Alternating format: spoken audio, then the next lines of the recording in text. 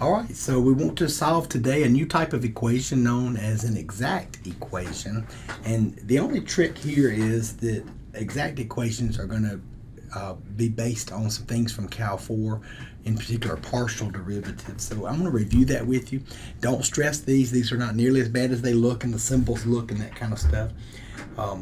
So I've mentioned on your handout, when you take a partial derivative, essentially you're pretending that everything other than the variable that you're differentiating, pretend it's a constant. So we know that the derivative, if I have a function like so, the derivative of that is 0. If I'm differentiating with respect to another variable, then I pretend that all the other variables are constant. So they may go to 0 or may still be there. You know, if I had a function that was this, well, that 4 essentially kind of stays there. 2 times 4 is 8x to the first. So those rules are not changing. It's just kind of a different way to think about it. I need to talk about the notation. So a partial derivative uses this notation, and we read that as the partial of f with respect to x. And you may also see f with a subscript of x. That's hard to see, but that's an x there also. So the equivalent notation might be in single variable calculus is dy dx or y prime. Okay, so let's do exactly that. Look at number 1. I want to find both the partial with respect to x and the partial with respect to y. So the partial of f with respect to x, that means every time I have a y, I'm going to treat it as a constant. So as I look at that, this is a constant, this is a constant. Yes, I know there's some other things going on, but we're pretending y is constant. So those derivatives are going to go to 0. So really the only pieces that I need to differentiate are these x pieces. So the derivative of 3x squared is 6x. The derivative of 2y cubed, that's a constant, it's 0. The derivative of 4 sine x is 4 cosine x.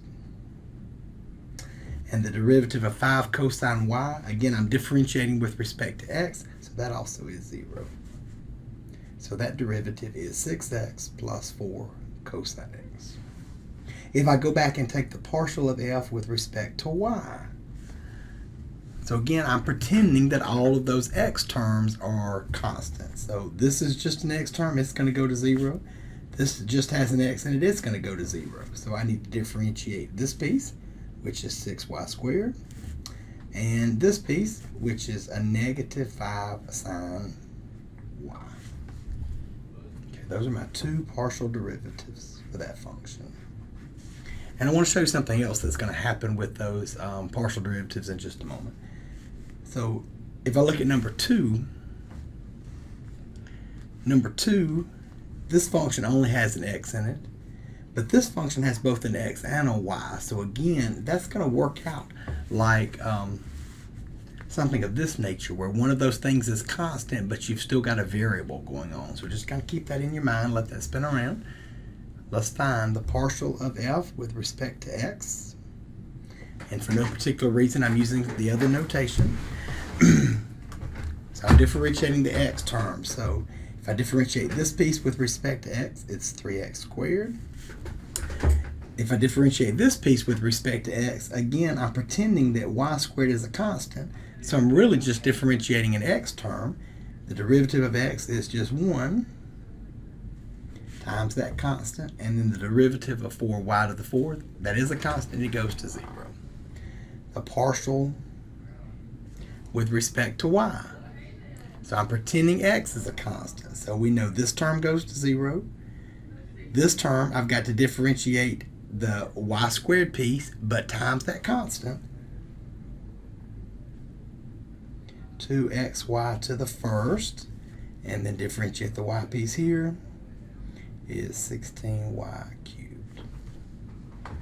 All right, so that's your partial derivatives, your first partial derivatives. All right, so keep in mind what we're trying to accomplish. I've got some function f, and then I don't know what it is necessarily, but I'm going to have some partial derivatives in there.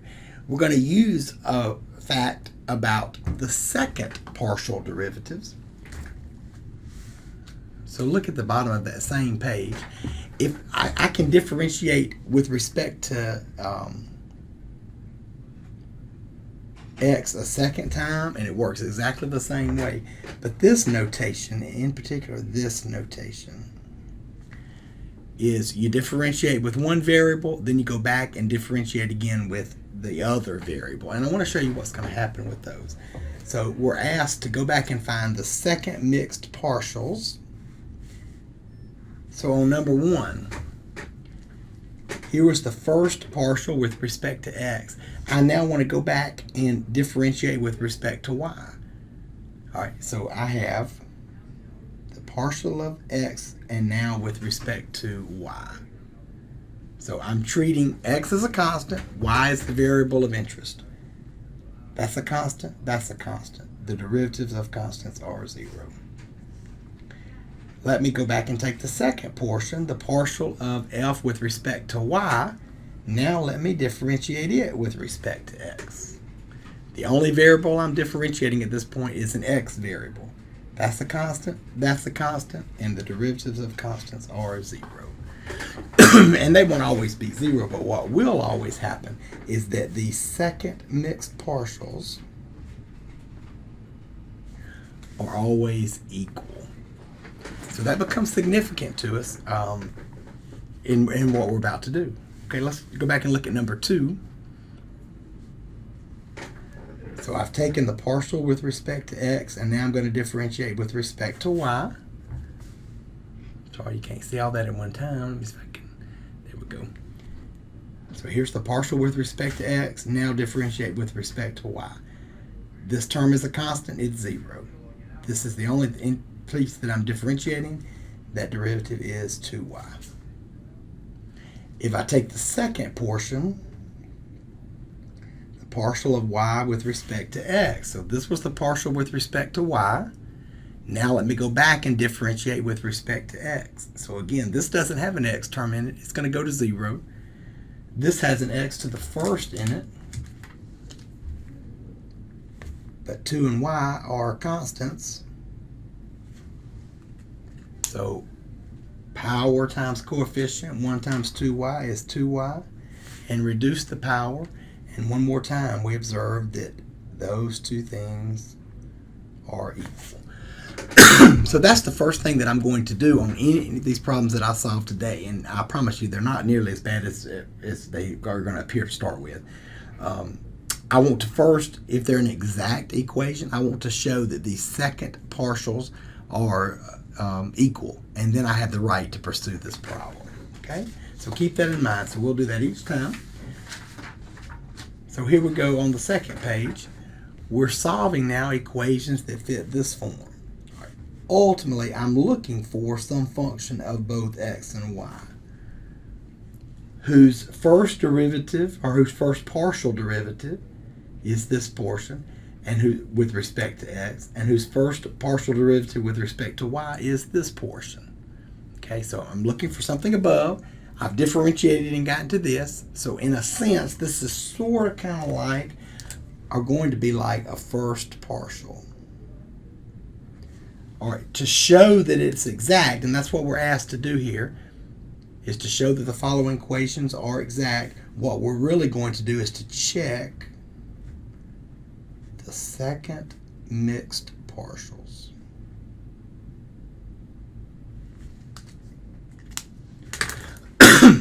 If they're equal, they will be, then we'll be able to pursue the problem. Okay, so here we go. I'm going to call this my m portion, and this my n portion. All right, so I want to take the derivative, but keep in mind I'm taking a mixed partial. The notation won't lend itself as clearly as this, but this is sort of like I've already taken a derivative with respect to x, so I'm now going to differentiate m with respect to y. Okay, I'm always going to use the other variable than what I have been given in the problem. All right, so if I differentiate with respect to y, the derivative of 2x is constant, it's 0. The derivative of y is 1.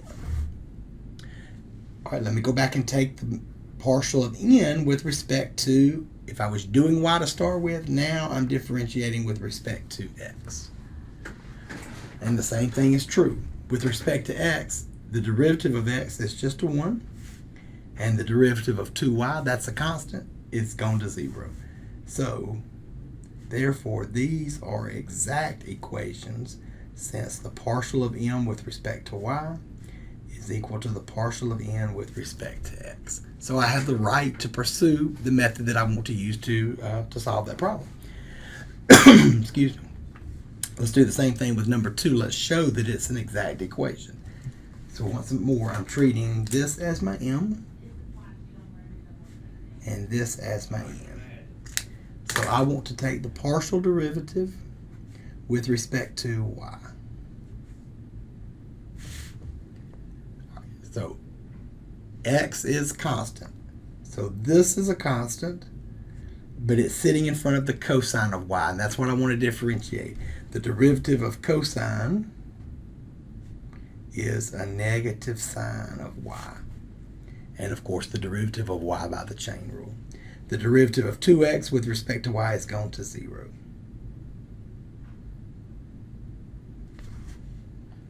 Alright, let's take the second partial with respect of n with respect to x. I'm using the other variable to show that it's an exact equation. So I'm differentiating with respect to x, which means I need this portion. And then let me just catch that negative sign in front. I didn't mark it earlier. So I'm differentiating a negative sine x sine y. Negative sine y, that's a constant, so it's there. So the only piece that I'm differentiating is the sine of x. The derivative of sine is cosine x. And the derivative of 2y with respect to x is gone to 0. So again, these are exact equations because those partials are equal. All right, so in the second half of the video, we'll talk about some techniques for solving those.